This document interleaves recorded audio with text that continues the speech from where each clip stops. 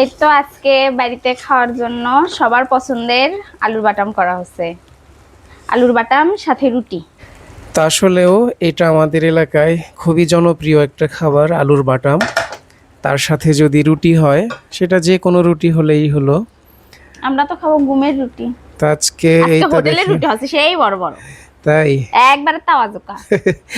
তো একটা রুটি আর খেলেই অবশ্য পেট ভরে যাবে। এর একটু বড় মধ্যে বড় সাইজেরই রুটি। আব্বু বাজার থেকে যে পেঁয়াজি, রসুনের বড়া এগুলান, আমু রোজা ছিল, আমু ইফতার করি। তো আমাকে একটু দেও, খায় দেখি কেমন হলো। খাওয়ার জন্যই তো একটু দেরি করেন। এই যে নেন, আপনি খান। তো দেখতেই তো খুব ভালো লাগতেছে, খেতে তো মনে হয় আরো বেশ ভালোই লাগবে। আলুর বাটাম।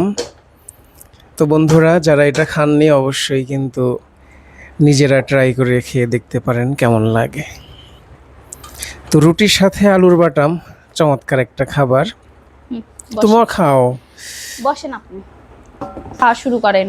তো আমার আব্বা এই তো বাজার থেকে একদম গরম গরম কিছু পেঁয়াজি আনছে, তারপরে হচ্ছে যে রসুন ভাজা, রসুনের বড়া। রসুনের বড়া। তো এখন এই তো রুটির সাথে আলুর বাটাম নিছি।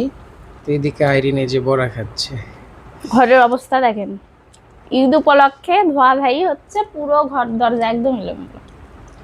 এগুলো দেখে মাথা খালি ঘুরিচ্ছে, কখন ঠিক হবে। তো হোক, মাথা ঘোরা পরে থাক, আগে খাও। আমার মনে হয় যে এটাই রাতের খাবার, এই খাবার হলেই হয়ে যাবে, আর খাওয়া লাগবে না। সন্ধ্যা লাগেই গেছে, রাত হইতে আর কতক্ষণ।